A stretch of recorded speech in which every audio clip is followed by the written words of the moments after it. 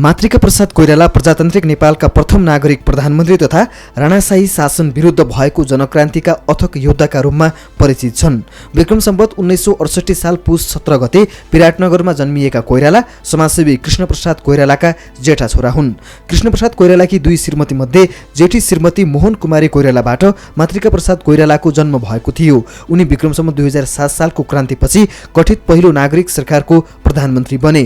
विक्रम सम्वत 2008 सालमा मोहन शमशेरको राजीनामासँगै भारतीय प्रधानमन्त्री जवाहरलाल नेहरूको सल्लाहमा राजा त्रिभुवनले 2007 सालको क्रान्तिको सरगमबाट भर्खरै बाहिर आएको ठूलो दल कांग्रेसका तत्कालीन सभापति मातृका प्रसाद कोइरालालाई प्रधानमन्त्रीमा नियुक्त गरेका थिए।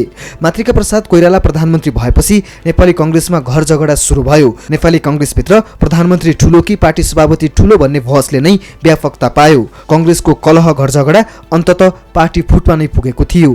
कृष्णप्रसाद कोइरालाकी कान्छी श्रीमती दिव्या कोइरालाबाट जन्मिएका विश्वसी प्रसाद कोइराला पनि नेपालका प्रधानमन्त्री बने। विक्रम सम्वत 1971 सालमा जन्मिएका बीपी कोइराला पनि प्रधानमन्त्री बनेका हुन्। बीपीका दाइ मातृका प्रसाद कोइरालालाई विक्रम सम्वत 1986 मा 3 महिनासम्म बेलायती सरकारले कैद गरेको थियो। त्यसपछि नै बीपीको राजनीतिक जीवन सुरुवात भएको हो। दोस्रो विश्वयुद्धको समयमा बीपीलाई बेलायती सरकारले जबरजस्ती सैनिकमा भर्ना गरेको थियो। त्यहाँबाट छुटेपछि उनले विक्रम सम्वत 2003 मा नेपाली राष्ट्रिय कांग्रेसको स्थापना गरेका थिए, जुन पछि गएर नेपाली कांग्रेस बन्न पुगेको हो।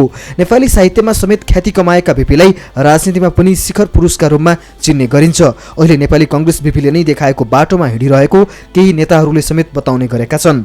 उनले ल्याउन खोजेको समाजवाद लगायत अधिकांश कामहरूको अहिले पनि चर्चा हुने गरेको छ। 5 पटक प्रधानमन्त्री बनेका गिरिजा पनि कृष्णप्रसाद कोइरालाकै छोरा हुन्। मातृका र बीपीका भाइ गिरिजा कोइराला परिवारबाटै धेरै पटक प्रधानमन्त्री हुने पात्र हुन्।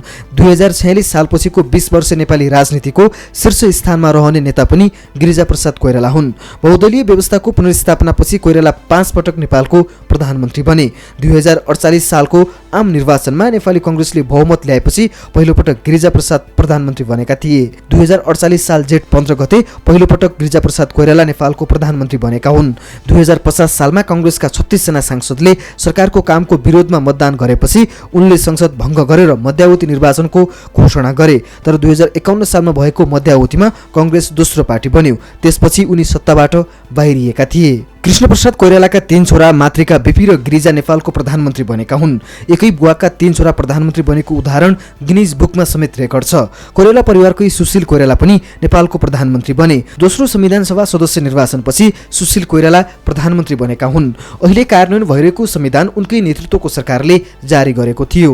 यसरी नेपालको प्रजातान्त्रिक इतिहासमा एकै बाउका 3 छोरा प्रधानमन्त्री भएका छन् भने एकै परिवारबाट 4 जना प्रधानमन्त्री भएका छन्। 5 पटक प्रधानमन्त्री बन्ने 3 नेता। नेपालको 44औं प्रधानमन्त्रीका रूपमा पुष्पकमल दाहाल प्रचण्डले सोमबार शपथ लिएका छन्। यो सँगै हालसम्म सर्वाधिक प्रधानमन्त्री हुने पात्रको चर्चा भइरहेको छ। नेपाली राजनीतिक इतिहासमा 5 पटक प्रधानमन्त्री बन्ने 3 नेता छन्। लामो समय नेपालको नेतृत्व गरेको कोइराला परिवारबाट गिरिजा प्रसाद कोइराला नेपालको 5 पटक प्रधानमन्त्री बने। 2048 साल जेठ 15 गते पहिलो पटक गिरिजा प्रसाद कोइराला नेपालको प्रधानमन्त्री बनेका हुन्। सूर्यबहादुर थापा पनि नेपालको इतिहासमा 5 पटक प्रधानमन्त्री बन्ने पात्र हुन्।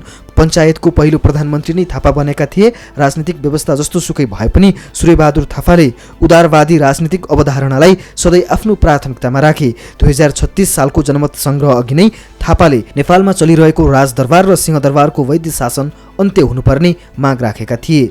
सर्वाधिक 5 पटक प्रधानमन्त्री हुने अर्का व्यक्ति हुन् शेरबहादुर देउवा। निवर्तमान प्रधानमन्त्री समेत रहेका देउवा 5 पटक प्रधानमन्त्री भइसकेका छन्। 2051 सालदेखि हालसम्म उनी 5 पटक प्रधानमन्त्री बनेका हुन्।